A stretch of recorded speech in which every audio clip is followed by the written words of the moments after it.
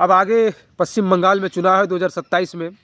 बिहार का चुनाव लगभग समाप्त होने वाला है और पश्चिम बंगाल की ओर पूरी मीडिया, पूरा सरकार है, सबकी ध्यान पश्चिम बंगाल की ओर जाएगा। पश्चिम बंगाल में अभी एसआईआर का विरोध पुरजोर तरीके से किया जा रहा है। वहाँ के जो मुख्यमंत्री हैं ममता बनर्जी, वो हज़ारों लाखों लोगों को लेकर सड़कों पर उतरी है और एसआईआर का विरोध पुरजोर तरीके से कर रही है। लेकिन पश्चिम बंगाल में बस 3 ही मुद्दे हैं। इस बार मुझे लगता है पश्चिम बंगाल में 3 मुद्दों पर चुनाव लड़ा जाना चाहिए। पहला कि वहाँ के जो लगभग 7-8 ज़िले हैं, पुरुलिया हो गया, मुर्शिदाबाद हो गया और भी हैं ज़िले जो बिल्कुल पिछड़े हैं, पश्चिम बंगाल के बाकी हिस्सों से कटे हुए हैं, जहाँ गरीबी, बेरोजगारी, अशिक्षा चरम पर है, वहाँ पे विकास किया जाए। और दूसरा, पश्चिम बंगाल के बाकी जो ज़िले हैं वो विकसित हैं, जैसे कोलकाता हो गया और भी शहर हैं जो सैकड़ों साल पहले से विकसित हैं। चूँकि कोलकाता भारत का सबसे पुराना शहर, सबसे पुराना विकसित शहर में से एक है, सबसे महत्वपूर्ण शहर में से एक है, तो वहाँ सड़कें ऑलरेडी है, वहाँ नॉर्मल अस्पताल, नॉर्मल स्कूल ऑलरेडी से सैकड़ों साल से चली आ रही है। वहाँ अंग्रेज़ों ने ही ये सब करके गया। हावड़ा ब्रिज जो है अंग्रेज़ों ने ही बना के गया है। वहाँ वर्ल्ड क्लास टेक्नोलॉजी आनी चाहिए, दुनिया की बड़ी बड़ी यूनिवर्सिटीज़ होनी चाहिए। वहाँ ये हमारी ममता बनर्जी एसआईआर का विरोध कर रहे हैं।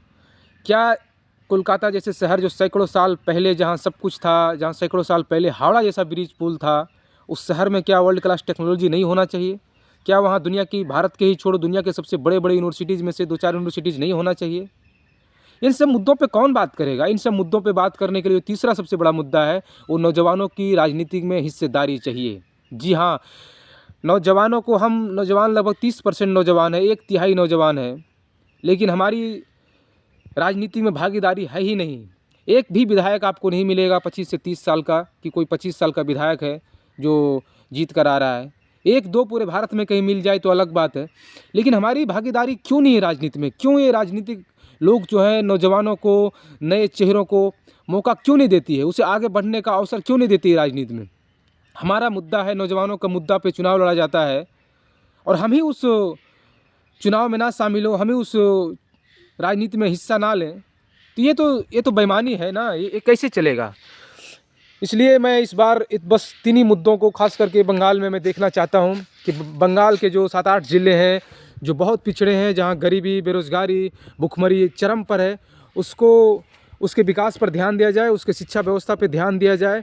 और दूसरा, जो पश्चिम बंगाल के जितने भी विकसित ज़िले हैं, शहर हैं, वहाँ नॉर्मल सड़क, नॉर्मल स्कूलें, नॉर्मल अस्पताल, ये सब कुछ है। वहाँ वर्ल्ड क्लास टेक्नोलॉजी आना चाहिए, दुनिया की बड़ी बड़ी यूनिवर्सिटीज़ खुलनी चाहिए। और तीसरा जो है, हमारी भागीदारी, हम नौजवानों की भागीदारी होनी चाहिए राजनीति में, वो चाहे बंगाल हो, चाहे यूपी हो, चाहे दिल्ली हो। अब नौजवानों को अपने भागीदारी के लिए, राजनीति में अपनी भागीदारी के लिए आवाज़ उठाना चाहिए और अपनी भागीदारी मांगनी चाहिए। और इन पार्टियों को विवश होना पड़ेगा कि इन नौजवानों को भी राजनीति में मौका दे। 25 साल का लड़का भी विधायक बने, 25-30 साल का लड़का सांसद बने, कोई मंत्री बने, तभी इस देश का और देश के बाकी हिस्सों का कल्याण होगा, वहाँ विकास होगा। बुढ़े लोगों की अब नहीं चलेगी। बुढ़े लोग बंगाल में बैठे रहेंगे, यूपी में बैठे रहेंगे, दिल्ली पर बैठे रहेंगे।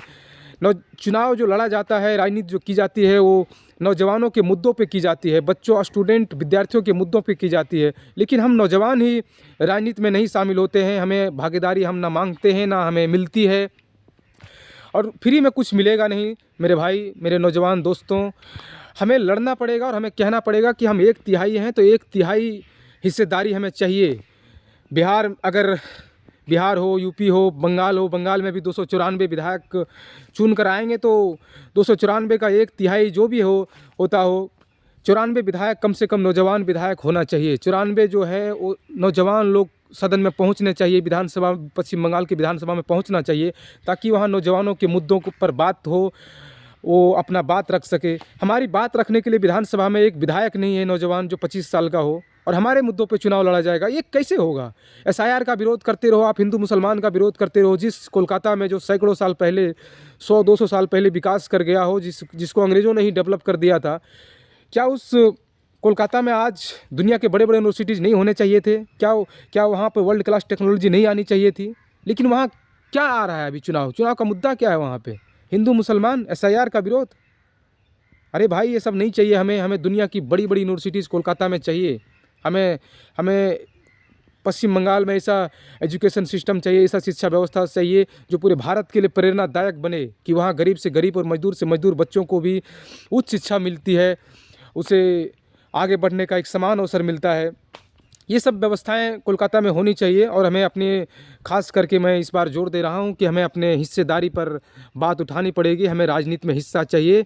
हम 294 विधायक अगर इस बार पश्चिम बंगाल के सदन में चुनकर जाएगी तो उसमें 94 विधायक कम से कम 94 MLAs हम नौजवान जाएंगे, 25 साल से 30 साल के लड़के जाएंगे वहाँ पर, वो अपनी बात रखेंगे और तब पश्चिम बंगाल का पूर्ण विकास होगा, तब इस देश का पूर्ण विकास होगा। जय हिंद, जय